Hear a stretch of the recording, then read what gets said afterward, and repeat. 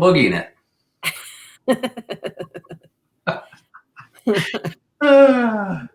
I can't help it. It's just silly. Yeah. It's just silly. Hey, folks, this is Mark Elias with New Albany Realty. Happy Memorial Day. Big shout out to all of our service members, either active or previous. We appreciate you. And I hope this is an entertaining, enlightening interview with Heidi Clous, Assistant Director of Development at Dreams on Horseback. Heidi is also a parent of her daughter, Ava, who's been participating in the program for 10 years. This is an amazing story and transformation about Ava, and it's through the eyes of a parent and active, who has an active role in the organization. Heidi, welcome. Thanks for having me. Yeah, it's my pleasure. So I saw Ava riding what I said was a big horse. I was out there at the stables last Thursday with one of the staff there, and we were looking down, and the thing that struck me was how big these animals are in comparison to the people riding them. Yeah, I mean, it's amazing to see the littles and even teenagers on those 1,200-pound animals. I agree. Yeah, it really is hard to believe. And in fact, when I was talking with Holly over at Dreams on Horseback, I said I would be a little bit apprehensive to have my kids ride one of these horses. It just seems like, wow, that's a big risk. And when Ava started, she was 3.5. So you can imagine my first day, I was a little apprehensive, but her instructor said she had natural ability. And so I never had fear with her on a horse. Huh. So the instructor said natural ability. What does natural ability mean or even look like? Well, in her case, she would be on the horse, and if she was off balance, she corrected herself. So she would actually stand up in her stirrups to get back to balance. And this is a 3.5-year-old because she was right before her 4th birthday. So nobody taught her that. Huh. And then she's been riding almost now a decade. Tell us a little bit about Ava. I understand she's an atypically developing young 13-year-old. She on the spectrum, was it? She is. Yep. She was diagnosed at age 2. And then at about age 3.5, I started hearing about horses and autism, and she just took to animals. So I thought, well, what if she took to horses? And I think we actually went to the zoo for a pony ride, and she seemed to just light up. So I was like, well, let's Google it. Little did I know, 5 minutes from my house was Dreams on Horseback. And we drove by it almost every day, and I never knew that was there. So I called them. We got Ava in. So she started with a half-hour private lessons is how we started it. That's awesome. Yeah, I'm with you in that I never knew it was literally 5 minutes from my house.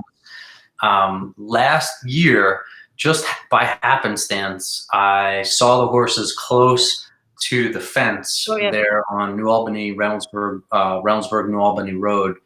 And I drove my son in, and we just stood watching the horses, and we spoke to one of the staff members. I don't know who they were. They were very sweet. And then a year later, I drove down that same path to be at the stables, and I was like, wow, I was here, and I can't believe how close it is to my home. Right. It is. A lot of people say that, especially when they find out about volunteering and the therapy riding there. It is amazing. So the zoo was the inspiration, was the spark that showed you Ava had a connection with animals, and you could literally see it. And that took you to take the next step in finding Dreams on Horseback. It did. I think there's just her face, like a calming. She's, at that time she's probably 3.5, and she was nonverbal. So we had a lot of tantrums and meltdowns just because, the disconnect of communication. It was hard. I can't even imagine how hard it would be for her.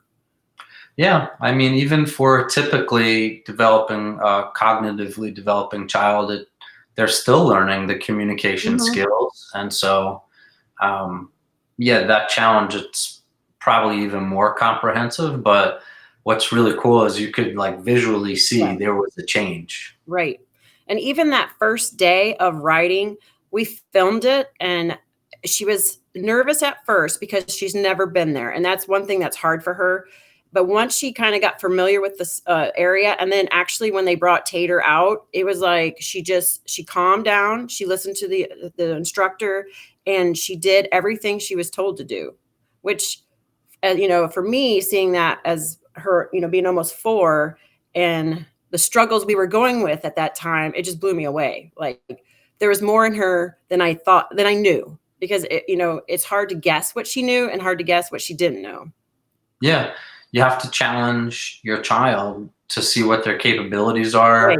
to understand their sensibilities, their passions, their interests, and then to kind of unlock those capabilities. It sounds like you must have been really overwhelmed seeing that. It was. I think like the first time I was so happy that she took to the horse, because as a little girl, I was the one that always wanted to have a horse and never did, because we always lived in the city. So for her to connect made me excited. Like I could live through her a little bit. Mm-hmm. Yeah, you're living vicariously. I could totally get that. Seeing my son play some of the sports, I am living through him. Yeah, I think parents to a large degree often do that. The challenge is that sometimes that type of dynamic can cause parents to push their children into something they don't necessarily want to do. Right. But we were just giving her a chance. Like our philosophy with her is, let's try it. If it doesn't work out, we could cross it off our list. Yeah. How long was she riding Tater for before she kind of found her horse, like her go-to? Her go-to, she's had each step is a horse. So it's not just one specific horse. We've had a bunch of horses that she's very attached to. Not every horse, but there's always specifics, and there's specific reasons behind. And Tater was our first one. I think she had Tater it had to be about a year. Tater had to retire, and so we ended up getting a new horse, and this one had spots named Goose. And so she loved the spots. That was different and unique. She's never seen a horse like that up close. So, but each time, there's a few that you're going to laugh, but when we drive to Michigan for our summer vacation, we actually go see a horse it was her first Special Olympics horse, and this family bought it, and they live in Michigan, and they let us come up every year.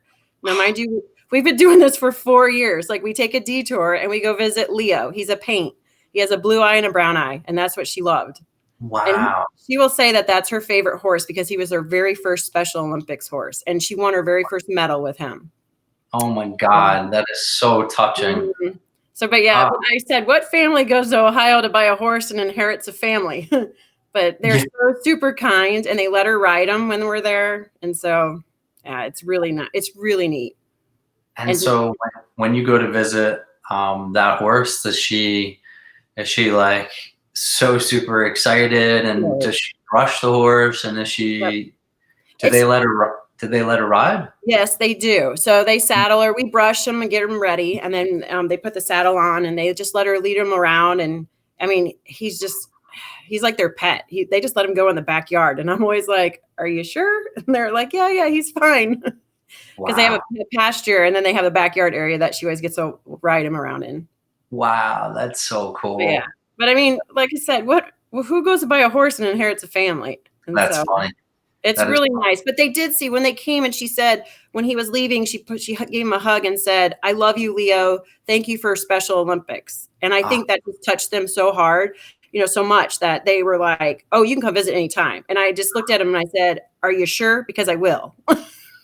And I do. We text, and so we go visit them. That's awesome. That is such a heartwarming story. It is nice to know that your daughter can continue that relationship with that animal.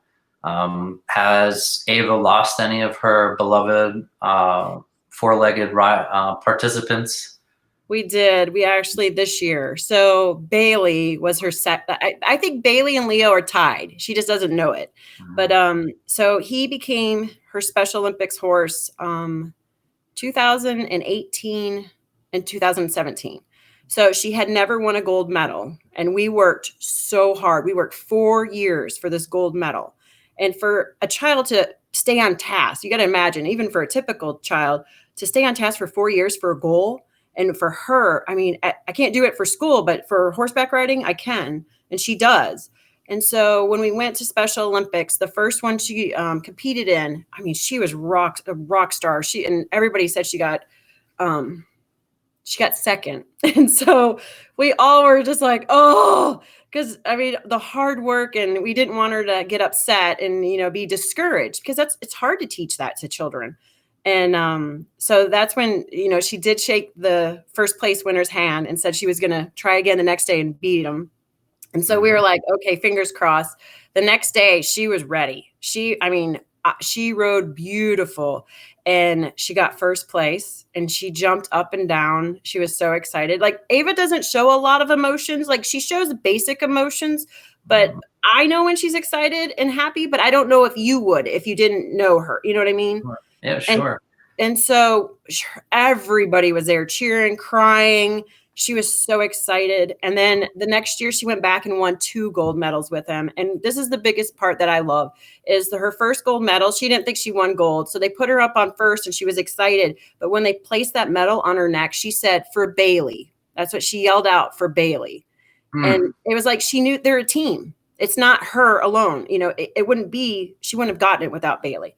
So that's very sophisticated and thoughtful of her to win that and kind of associate it with her teammate. That's really cool. What is involved in the Special Olympics with Equestrian Special Olympics? Involved as in, how do they compete? Yeah, like what are the activities? So it's down in Cincinnati, and we go for a weekend, and it's amazing. I will tell you that. My first one, I was blown away, and we've gone 5 times.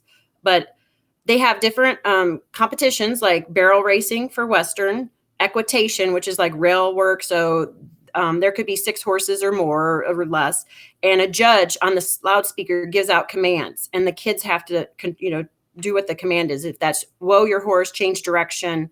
And the key too is sometimes they change it up. Instead of change direction, they'll say reverse direction. And some of the, some kids aren't able to, I lost my train of thought, able to interpret. Yes, thank you. Where it's the same command, but 2 different words. Yeah. And so that we had to work on too with her in everything. We got down there one time and they were using a different word when she was really little. But, and then there's trail. So trail is a pattern, and they go across a bridge, up a hill, over poles, and then they have to stop, back up 3 steps, and then continue on, up and down, stop at a mailbox, put the flag up, and go. What? Yeah, it's a lot. And you're talking like 8-year-olds doing this, because that's the minimum age. She was 8 when she first started. Wow. That's like kind of challenging. Like most, I feel like able-bodied riders might have a tough time doing that. So yeah, for her to get all of that into one session and do it. And sometimes they walk, sometimes they trot, and sometimes they canter. Now, right now we're at walking, we're working on trotting. So that's our next goal. Yeah, I saw her trot a little bit at the stables this past weekend. Yep. For those folks who obviously weren't there, which is everyone, besides you, Heidi. The horses, from what it looked like up above from the observation area, they were teaching the horses to pass and how to kind of park your horse. I guess, is that what you say? Yeah. Park your horse? That's yes. Or whoa. Whoa. It's so funny. I lack such basic terminology that I sound like such a knucklehead. Well, I did too at the beginning. Yeah. So yeah, it was beautiful to see. Yeah, because they have to learn how to pass, like looking back, checking, making sure there's enough space. Yeah. It's like a 7-foot car or something. Right. Yeah. Right. I don't think viewers can appreciate what a big transformational moment that was when Ava didn't tackle the person who won first place that year. That's true. Share a little bit more about that. Yep. Okay. So she was 8, like I said, when she first went to her very first Special Olympics. We had no idea. We didn't even know she would understand about ribbons, winning, losing. We didn't know if she understood that. So she competes her first one. I think she got 5th place. The first year she got 5th and 6th place, which they only get ribbons. They don't get medals. Only 1st, 2nd, and 3rd get medal. And so when she went up on the podium, they came with a ribbon. Well, she was determined. She was like, she didn't say, but she wanted the medal, and we all knew it. So she actually like ran to the table, almost tackling the table, but I got her. This is when she's 8. So I got her out. We had to haul her out of there. So for I think it's the first 3 years. Yeah. First 3 years, I had to have a team ready to carry her out because she's growing every year. I can't just pick her up anymore. She's not a little one anymore. And so we worked really hard. Like that was the year with Bailey. We worked so hard on sportsmanship, and we over and over and over. And everybody was ready. And then the people there knew. They all know who Ava is. I mean, she's pretty memorable after that. And I remember like they stand behind her and they give us like, she's like this. And so I was like, oh, and so my team is ready. I mean, they look like football players ready, and so she gets up there, we're all holding our breath, and she kind of takes a deep breath, and we're all like, it's okay. And then she, turns to him, because we've been practicing shaking your hand, and said, good job. And then, I'm going to win. I'm going to win tomorrow. I'm going to win at trail or beat you. And so she took the medal, and she was okay. But I will say the next day, if she didn't win gold, we would have had a meltdown. Yeah. But we were okay because baby steps. Hey, we got through one where she congratulated him. Yeah. My 5.5-year-old is practicing the skill of sportsmanship while playing Candyland. If I beat him, it's a little bit of a meltdown. So, yeah. And they have to, we have to teach all of our kids. So even just because Ava's autistic doesn't mean she can't learn it. It takes a little more time and energy. Yeah. Yeah. So, having an atypically developing child is always something that interests me, for the reason that it's a growth opportunity for the family. Everyone learns, develops new skills. Anyone who I know that has an atypically developing child, they have such a great empathy for human beings. Yeah. And patience, and also a smile. It seems that all my friends with atypically developing children smile more. And like, it's so counterintuitive to what I would think, or most people would think, is like, oh, you must have such a challenge. Oh, it was you, but like I've seen it firsthand. Like my buddy, close friend Ben, their kids, another friend of mine in my community, Heather. These people are always just smiling. They're exuding positivity. I've never heard that. That's interesting. I like that. But I could see myself like having that huge smile when I see her on a horse. Even like Thursday night, if you would have looked down, I had the biggest smile on my face. I saw. Yeah. Having kind of been in the community and met with parents and kind of gotten to know people with similar children in different stages, what do you notice about the families? I mean, I got to imagine it's kind of like a tight-knit thing, like a micro family of people. Is. No, I think that's so true. And I think the biggest thing for me is when I'm with other families in the similar situations, I'm not alone. Like, we're not alone. And in the beginning, when Ava was first diagnosed, that was so important, because you feel completely lost and you don't know what direction, you don't even know what to do. You don't even know if you're doing anything right. So I think and that's why I love seeing new parents at the barn, because I've seen, oh, wow. When I watch, I'm like, man, that was Ava. Like, and then I show them Ava now. And I'm like, not that I know what will happen, but there's potential with all the kids. You just it's just a longer road, or harder road sometimes, but you can get there. But yeah, no, I think we are very tight-knit family when you have other. Do you have like a go-to girlfriend or family that you're able to kind of compare notes, talk about wins, talk about how are you navigating this particular challenge? Do you have like a go-to person? I think I have multiple go-to people depending upon what age. Like I remember when she was in preschool, I had a group of moms, and then we all kind of navigated to elementary, and so I picked up new people. And a lot of times, what I do is I look for parents that have kids older than Ava, because that's my biggest thing is I want to see what they're doing and what they find. And we have a couple at the barn that I always pick their brain. Like, here's a situation. What would you do or how would you handle this, just to see what they know? Because you never know. I mean, word of mouth, you find out so much in this world by word of mouth and by usually by parents. Yeah, sure. I mean, that's smart. It's kind of looking forward to anticipate the next challenge or opportunity. Right. It is. That's great. And so what's the future look like at Dreams on Horseback? I know that as your role of assistant director of development, there were, I think, one big initiative is the physical therapy, was it, on horses? Mm-hmm. Yep, the hippotherapy. Mm-hmm. Hippotherapy. And anything else coming down the pipe for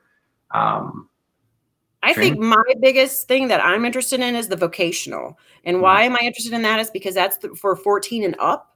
And so Ava's transitioning from she's in middle school right now. So we've already started that transition to secondary education, meaning training, jobs, future, what is she going to do? Now, mind you, Ava wants to be a vet. Will she be a vet? Probably not, but maybe I can get her in the vet field somehow. And so my idea is to get her in the vocational program and then teach her. She's already knowledgeable in feeding because we already feed. So the more I could teach her about horses and the care and go through the vocational, then on the other side, when she's in her 20s, let's say, we could find maybe a barn or somewhere, a vet that would allow her to come and care for whatever animals they have. So that's my behind the scenes goal for her. There's an autistic physician who works with animals. She's a veterinarian. Help me out here. There's a movie about her, and in fact, she designs a system. Are you talking about Temple Grayson? Yes. Yes. Yeah. Yes. She's a great role model. I will say that. Yeah, that's what I was thinking. That can be like an aspirational kind of role model. That's great. That's really interesting. Right. Because with Temple, she could see what the cow, like she could see from their level or their brain. And so you don't know what Ava might see. Like she has this connection with these horses of calming and I think because when she first came to the barn, she was nonverbal. And you've heard Jennifer and everybody speak about how horses have nonverbal cues. Like they read your nonverbal cues. So here I have a child nonverbal, a horse that reads the nonverbal cues, and Ava realizing they get me. Like all these humans don't get me, but they get me. So then she relaxes and they have the connection. So I do think she has a connection with horses.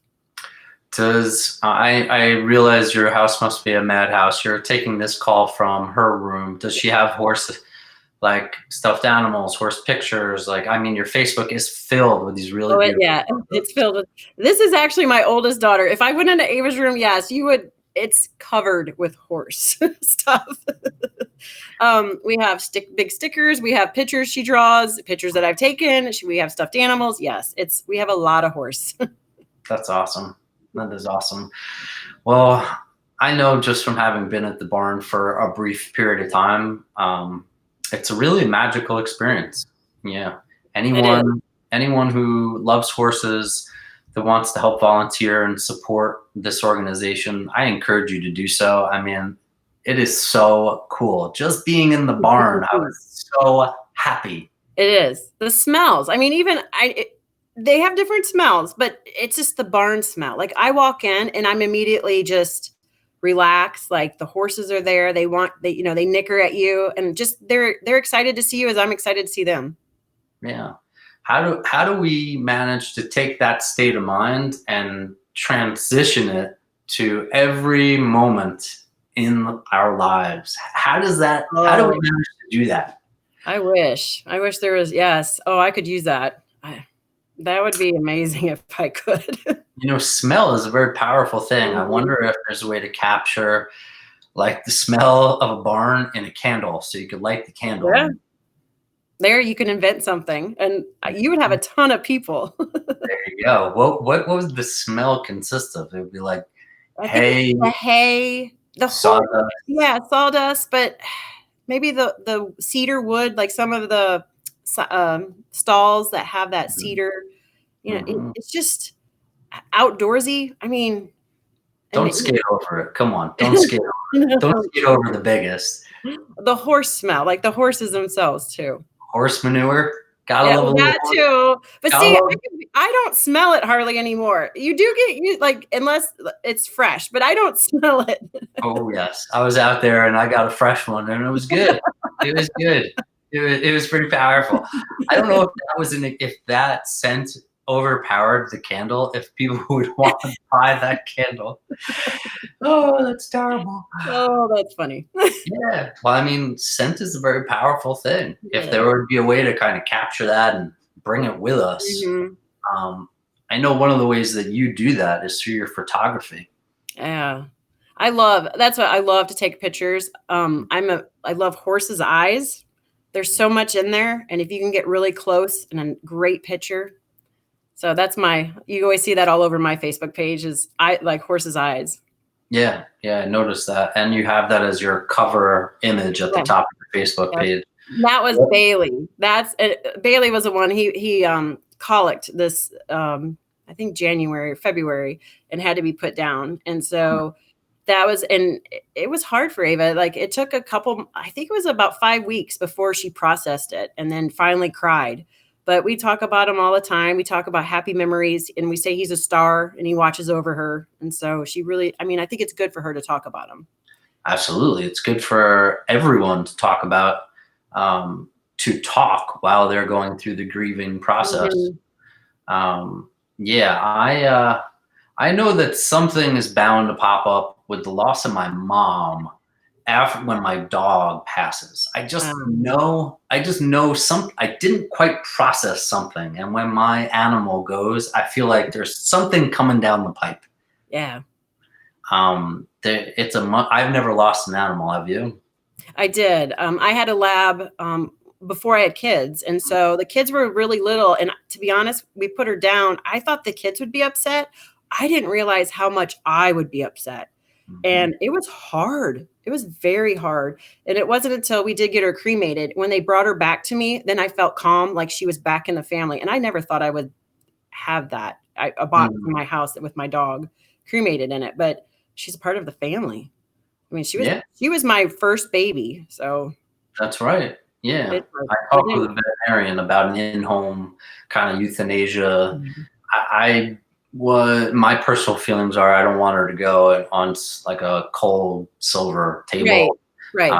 I want it to be kind of a home thing, and I consulted with like a psychologist in my community, and she said, you can ask if my 5-year-old wants to join, Right. how he feels about it, and kind of have that conversation. But how old was she when Bailey passed? It was 12, No, Ava was 13. It 13. just happened a couple months ago.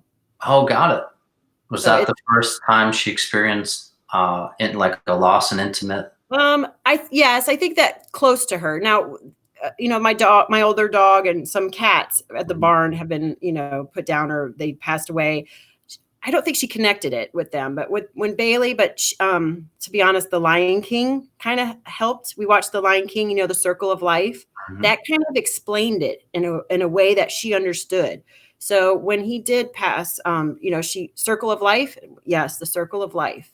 So it helped, but I mean, we all have to go through it. It tore me apart, having her to go through that, but we still talk about his great memories. He will always be one of the greatest horses that she ever remembers and ever rode.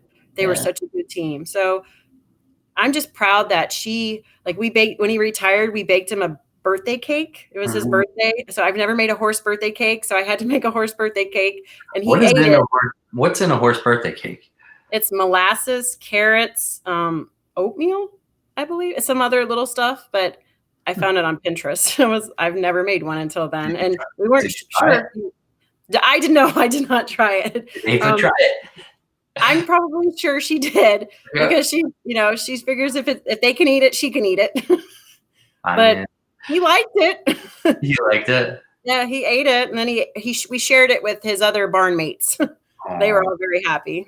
oh, that's sweet. That's really But sweet. she just like what I love about Ava is her compassion for these animals. Like when they do retire, we have visited multiple ones because she wants to see that they're okay. They're at a new barn and they're okay. Now Bailey, we were fortunate that we knew where he was, and the owner didn't care if we visited him a lot, and we did.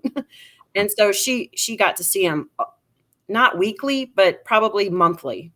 Oh, that's great. So he was Yeah, still in her life. He wasn't completely gone. sure.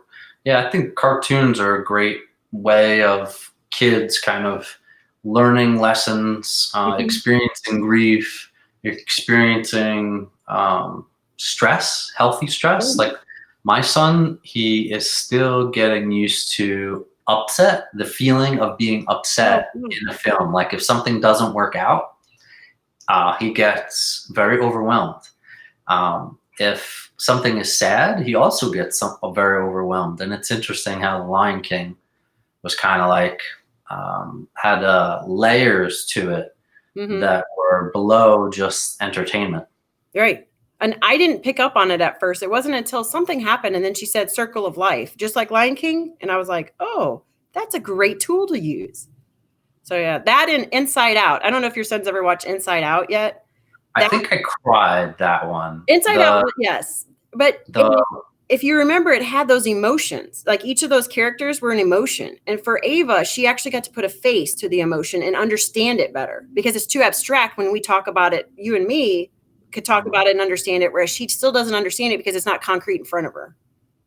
yeah, it's a very exaggerated demonstration of a particular emotion. Mhm. It's got color and Yep. music and sound. It's exhibited in a very, very simple way that can be digested. Yep. I think the part that made me upset was when the main character, the older gentleman, lost his wife. Is that Oh, Inside Out? that was Up. Oh, that was Up. Up. Yes. Which one was Inside Out? Inside Out was joy, sadness, anger, like and disgust. You'll have to look that one up. Your 5-year-old might actually enjoy that. There's going to be tears, I think is what you're telling me, Heidi. We have a few scenes that Ava didn't tear up, but I mean, as an adult, you know how they still get you. There's still stuff in those movies that, get you in your heart. Of course there is. Yeah, absolutely there is. The nice thing about a lot of those kind of Pixar, Disney productions is they end generally with a ending that leaves you at peace, They do. happy, Yes. kind of complete. Yeah, and Kind that of if life would only be so nice like that. right. Well, I mean, again, it can be. Got to take that barn with us. Yes. Lit that candle with the smell. Right? I think no. In terms of mindset, I think it's all about when you are passionate about something, you really love Mhm. something. You find ways to kind of take that with you and bake it into the other areas of your life. Right. I'll give you an example. I went to a specialist that treats kind of high anxiety patients, which I am, and that's why I used to do animal assisted therapy as a volunteer Mhm. because it was really nice for me to share my animal and made me feel good too. One of the things I learned is visualization. And so, if I'm experiencing something that is, creating acute anxiety, I go to the ski slopes. Oh, And there's one ski slope I go to, and I know what it looks like. I know the sky. I know the music that's playing. I know what I'm wearing. I know what I'm doing. I know what I'm looking at. I know the feeling. I can feel the wind. Like very, very detailed visualization. Um, and the more you do it, the visualization, the more your brain kind of gets that groove. You can access it yeah. more easily. And I suppose that's actually happening with your daughter Ava, in that the barn for her is my ski slope. I think so. Yes, I agree. So over time, have you noticed any kind of shift in general behavior when she's not at the barn and at home? Um, when when we go a long time without the barn, I do notice she's a little more irritable, a little more quick to set off. But Mhm. a lot of times, see, we're there every weekend feeding, so that has really helped during this whole coronavirus because that's been a really tough time with her.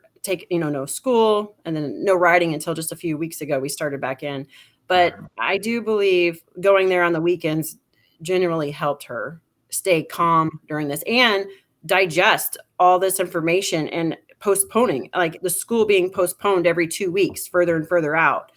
Before I don't think she would have been able to handle that, and now she took it beautiful. I was shocked on how well she could handle that Does and she accept. watch TV? Oh yeah, she does because you watch Lion King. I wonder if it would be cool or nice to kind of create an emotion and take something she loves and bring it to the home is to take all your photos or video and put it into an Apple movie that broadcasts on your television screen. Oh, So that's a good idea. Yeah, that's a good idea. Yeah, because actually for her 10-year anniversary of riding at the barn, I've taken so many pictures as you can imagine in video.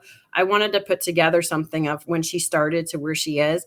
Oh my gosh, if she saw that I bet you she'd just play that over and over and over, like when she's upset and when she needs that calming. yeah, that and also you might want to take some hay with you, put it in. Oh, I'm not kidding. Yeah, People do that with the beach. They put the yeah, that's sand true.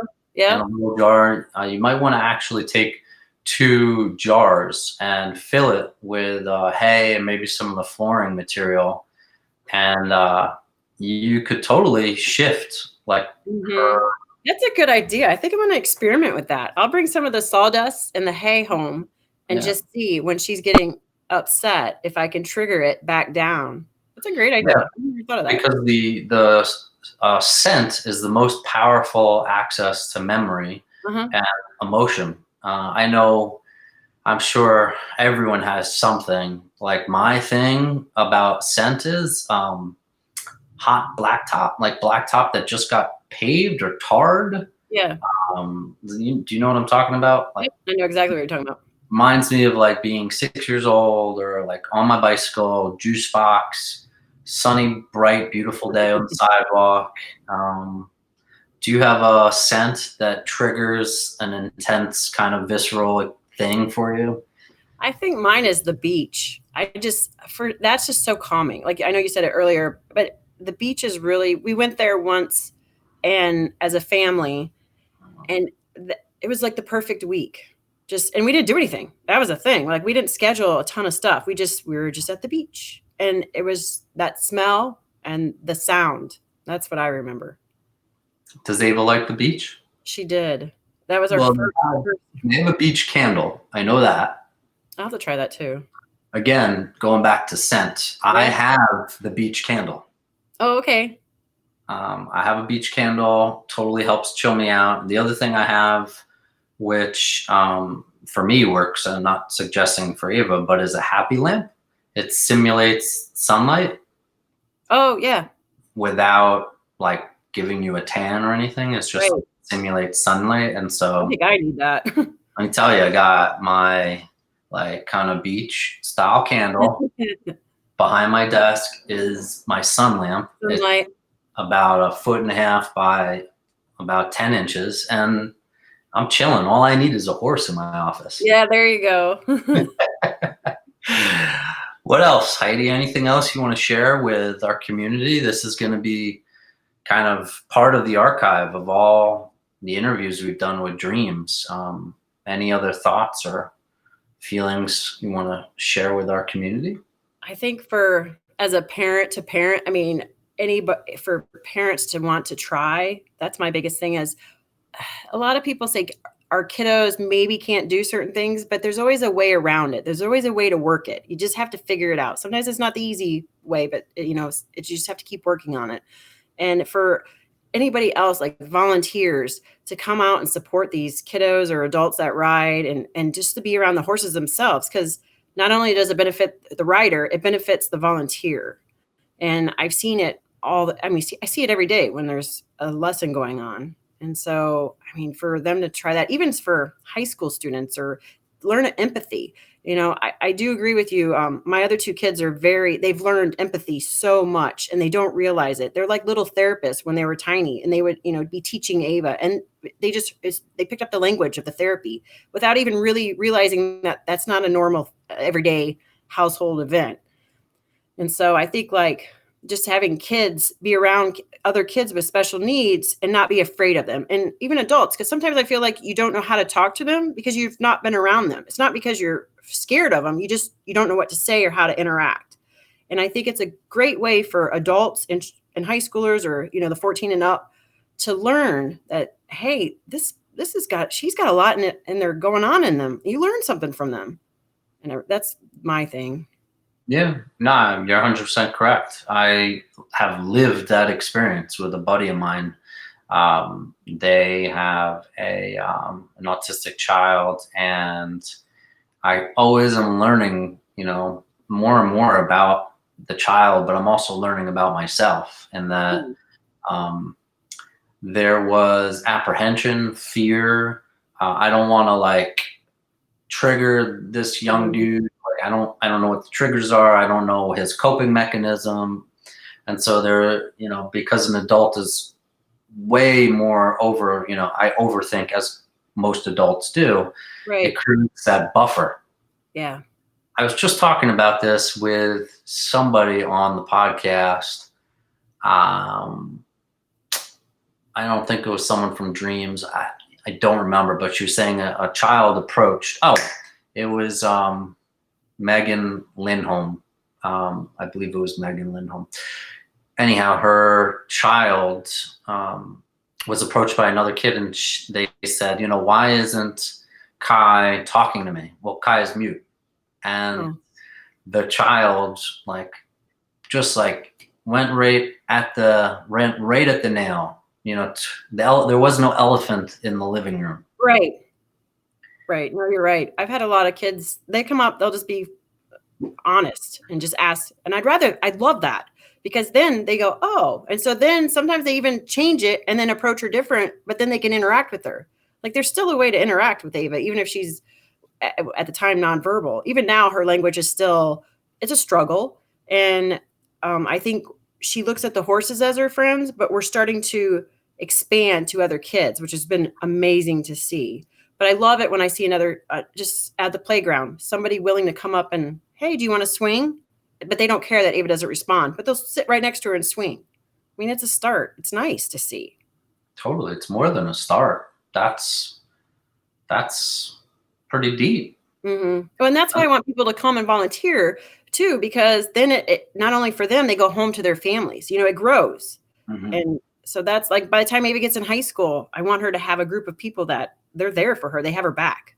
Yeah. Is there a social circle for parents of similar situations to kind of plug into on either Facebook or a meetup, or like an online thing to be like, had a tough day, this sucked? Yeah. I think there are places on Facebook that I'm not a part of anything. I think because I have a couple really good friends and other moms that I've known for years that are in the schools, and I could just text them. Like, we text out each other. A lot of times we text each other and be like, oh my gosh, I want to crawl under a rock today. Like, guess what? Let's say Ava did this, and you can only laugh about it because you just laugh. You have to. And, just stuff like that. She's very honest and open and very direct, Ava is, but she has no filter. So you can imagine a lot of stuff comes out that you're like, no, we don't say that. But you just laugh. But at least I could text my friend and say, oh my Lord, guess what? Yeah. It's very animalistic to some degree, that there's no buffer. Mm-hmm. It's like an expression, just a raw expression. What I like about it is she's not afraid. You know how some kids, like my other ones, tend to be hesitant about being forward. Not her. She will flat out tell you. We were at Special Olympics. There was a motorcycle group, the big beards, the long hair. I mean, these are Harley riders. Mm-hmm. They were sitting together at a table. She went right up, sat right next to him and said, hi, what's your name? And had a whole conversation with these guys, and they loved her. Now, she was 11 years old, but here, she wasn't afraid. Like other kids would be hesitant to go over to these like stranger danger. I know is bad. We have to watch her, but just her forwardness. And then she had them eaten out of her hand. Like it was so funny to watch. Nice. I can't help but think that's like what Tom Cruise did in Rain Man. Is it? Is Dustin Hoffman was just so easy about something that Tom Cruise managed to capitalize on it. Now we just need Ava to be able to count cards, and we're in. Yeah. Oh, I know. She probably has it in her. I haven't unlocked it yet. That's right. You got to keep challenging her. You know, I am a strong believer that you can't unlock something unless you go through a little bit of discomfort. Right. And then that's one of the things that I think this COVID thing is creating is we're all kind of in this cushy, really comfortable, our houses, our cars, we're like, yeah. Like I'll tell you where this manifests, our immune systems, like we're quarantined, so we're not challenged, our bodies aren't being challenged. I don't know. I just think that it's important to actually go through challenges. It helps sharpen the nail. It makes you tougher. It makes you better. Makes you more capable. Right. So with you having an atypically developing child, I got to imagine you got superpowers. What's your superpower? I don't take no for an answer. There's a lot of things with her that I've been told no, and I'm like, we're not going to do this. Like I said, I need to cross it off. So I need her to do it. Let's cross it. I'd rather cross it off than not know. I want to try. Like the whole riding independent to get there, it was a process, but I wanted to try. If she couldn't do it, fine, but let's try, and then I'll accept it then. And that's what the whole vet, I think she could be very good in a vet office. It's just a matter of finding the right one and getting her the knowledge, because she's incredible. She has a great memory, incredibly smart, very empathetic and compassionate with animals, and very calming with them. I think she'd be a great asset. So that's my next goal. Yeah. Having had a business in pet care and dog training and working with many young people, I will tell you that the thing that always had me, my best employees were those that were authentically passionate about animals. Yeah. Everything else I could teach them. I could teach them client services and being okay with saying, I don't know, or I made a mistake. I could teach them about training and behavior. I could teach them safety protocol. I could teach them how to use the technology, clocking in, clocking out, looking at your schedule, but you can't teach authentic passion. Yeah. No, now you just need to teach other businesses out there so that when she gets old enough, they'll do the same. I wouldn't be surprised if other principals of, vet clinics and things had that knowledge. I really don't. Excuse me. I do believe that knowledge is kind of prevalent, because once you're in the industry, you can kind of see that as long as someone's animal is being cared for with respect, love, attention, compassion, there's a lot of things you can look past. I had some folks that were employees of mine that weren't the most communicative and forgot to update clients. I walked the dog, or, oh, sorry, it's been a full day. I've been pet sitting and I didn't update you. But they earned the latitude to make those mistakes because the client saw how much this person cared about their animal. Yeah. So I think through Ava's kind of earning people's trust, she will gain that right to just kind of be her, do her thing, and make the mistakes that she and any newcomer to the field will make. I gotta suspect, though, an internship would probably be a good first step. Mm-hmm. And that's where the vocational program kind of comes in. So if we could figure out how to connect that's my goal. And with that, program. Yeah. Who have you reached out to any vets, or do you have any relationships with veterinarians? I have not yet, because she's so young. I figured I'd wait to high school and then start working on that. Yeah, maybe there's something there for you to learn from the hiring manager or veterinarian, so you can begin kind of preparing for that years in advance. That's true. They might even be It might be a what? a vocational program Oh, yeah. for atypically developing children to actually get into the vet field. Mm-hmm. A lot of people get into the animal services field because they don't either want to or they can't interact with people. Yeah, I could see that. Yeah, I know a lot of pet people that said, I'm in this field because I don't want to deal with people. And Ava is really good at the pets and the animals. Well, that's good. That's good. That's really authentic. And Mhm. she's lucky that she has a parent that's so committed to her growth, well-being. It's awesome that you're like 5 minutes away from the barn. Yes. I mean, that's We're awesome. lucky. We're very lucky. Well, Heidi, I so enjoyed the chance to chat with you. Like I said, this was just a casual chat. I hope you felt at ease. I know this can. Okay, good. I did. No, thanks for, yes. I love telling Ava's story because I just want to give people hope. When Ava was first diagnosed, it's a scary time, but it's not the end of the world. It's just a different road. You're just taking a different road. So for those folks who may not know how to manage something, maybe want your insight, maybe they want to learn a little bit from you, would you be okay with them reaching out to you? Yeah, absolutely. I've reached out to parents ahead of, like, the ones that are gone through it, and I've helped out parents that have just starting. So yeah, that definitely. And how do you want them to reach out? Is that like email or Facebook message? Either a Facebook message or email. And my email is it's Heidi@dreamsonhorseback.org. So they can reach out that way as well. And so just to spell that out slowly so people don't have to rewind 100 times, Heidi is Heidi at dreamsonhorseback.org. Yep. And then if you want to find you on Facebook, you have a middle name. What's your full name? It's my maiden name, so it's Heidi Rowe Clous. Okay. Heidi, Heidi, and Rowe is Rowe. Correct.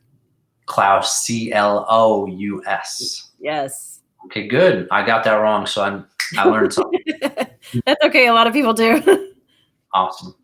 All right, Heidi, thank you so much for joining me. This was awesome. I so appreciate it. Thanks so much for having me. This was great.